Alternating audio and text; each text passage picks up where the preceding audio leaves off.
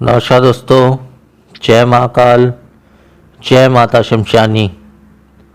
आज के वीडियो में मैं नीरा गंधर्व की साधना दे रहा हूँ। ये साधना कई प्रकार से सिद्ध की जा सकती है। घर पे भी की जा सकती है, एकांत कमरे में एकांत स्थान पे की जा सकती है, शमशान में भी की जा सकती है, जंगल में भी की जा सकती है। तो हर प्रकार से साधना को किया जा सकता है। वैसे तो इसका घरेलू विधान बता रहा हूं मैं। घरेलू विधान में देखिए, अगर एक रात में इस साधना को सिद्ध करना है तो या तो होलिका के दहन की रात सिद्ध करें इस साधना को, रात्रि 11 से 4 के बीच में, या फिर दीपावली की रात को सिद्ध करें, या ऋषि पंचमी के दिन सिद्ध करें। ऐसे खास दिनों में इस साधना को सिद्ध करें तो ये साधना एक रात में सिद्ध हो जाती है। परंतु आप अन्य दिनों में सिद्ध इस साधना को करें। वैसे तो ये साधना कभी भी की जा सकती है, अन्य दिनों में ये साधना करें तो हो सकता है आपको 5 दिन लग जाए, 10 दिन लग जाए, 15 दिन लग जाए, लेकिन सही तरीके से मेहनत करेंगे तो अवश्य ये साधना आपकी सिद्ध होगी ही होगी। चाहे आप होलिका दहन में करें, दीपावली की रात को करें, या किसी भी दिन करें, आपकी साधना अवश्य ही सिद्ध होगी। हाँ, पर फर्क इतना है, होलिका दहन हो गया, दीपावली की रात हो गई, ऋषि पंचमी हो गई, ये सब रातों को आप सिद्ध करते हैं इस साधना को, तो ये एक रात में, अधिकांश एक रात में सिद्ध हो जाती है। एक से ज़्यादा 1 से 2 रात में जरूर सिद्ध हो जाती है।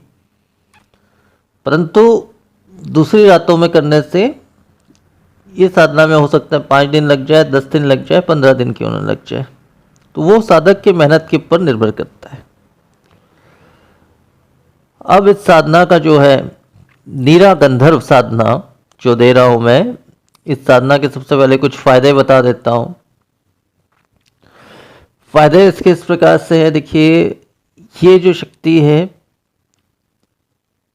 ये प्रेमी या पत्नी रूप में सिद्ध होकर आजीवन भर साधक की सेवा कर सकती है। इसका मतलब ये नहीं है, इस साधना को स्त्री भी सिद्ध कर सकती है, किसी भी रूप में, मित्र रूप में, बहन रूप में, माता रूप में, किसी भी रूप में। मतलब कोई भी इस साधना को कर सकता है, स्त्री हो पुरुष हो, कोई भी इस साधना को कर सकता है।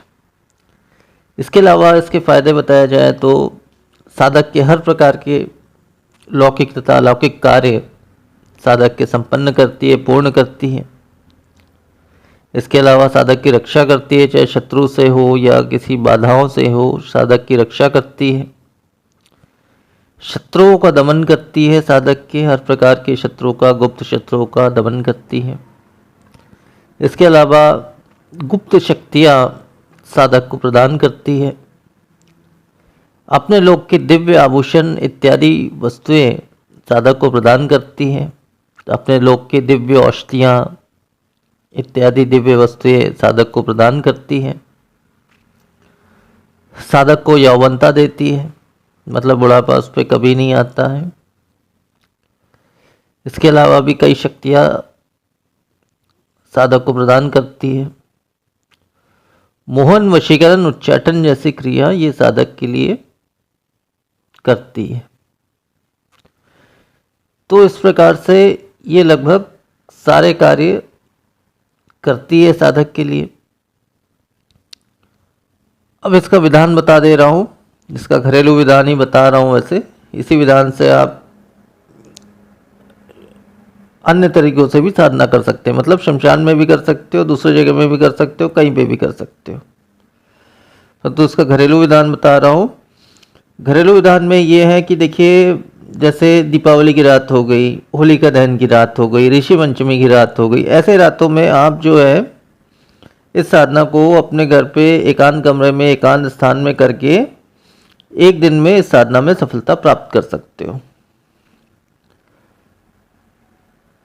परंतु दूसरे दिन में, किसी भी दिन इस साधना को किया जा सकता है। दूसरे दिन आप इस साधना को करते हैं तो हो सकता है आपको 10 दिन लग जाए, 12 दिन लग जाए, 15 दिन लग जाए, ऐसा भी हो सकता है, या उससे ज़्यादा भी लग सकता है, या उससे कम भी लग सकता है। वो साधक के मेहनत पर निर्भर करता है।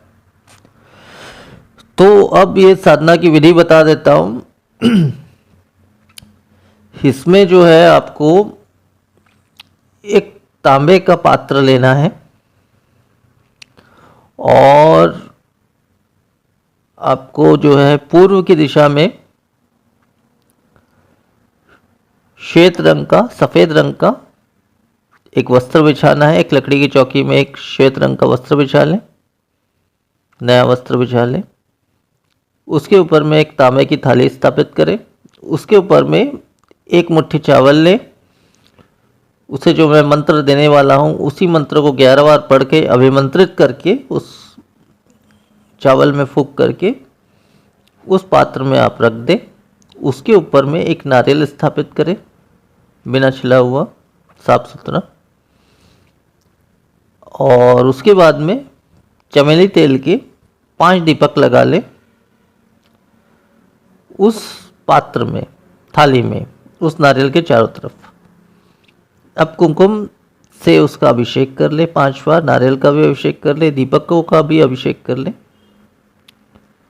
साधना रात्रि 11 बजे के बाद से शुरू होगी। रात्रि 11 से सुबह 4 के बीच ये साधना होगी। और सुरक्षा घेरा बना लें, शरीर बंधन कर लें, ताकि किसी भी तरह की बाधाएं इस साधना में ना आ सके। इसके पश्चात जो है इसमें किसी विशेष माला की तो आवश्यकता नहीं है। बिना माला के भी इस साधना को कर सकते हो। अगर माला के करते हो तो आप रुद्राक्ष की माला का प्रयोग करें इस साधना में। दिशा आपकी पूर्व होगी। इस साधना में श्वेत आसन में बैठकर इस साधना को आप करेंगे। 5 दीपक जब तक आप साधना कर रहे हैं तब तक वो चलना है। इस बात का ध्यान रखना होगा। जैसे किसी भी तेल से जला सकते हो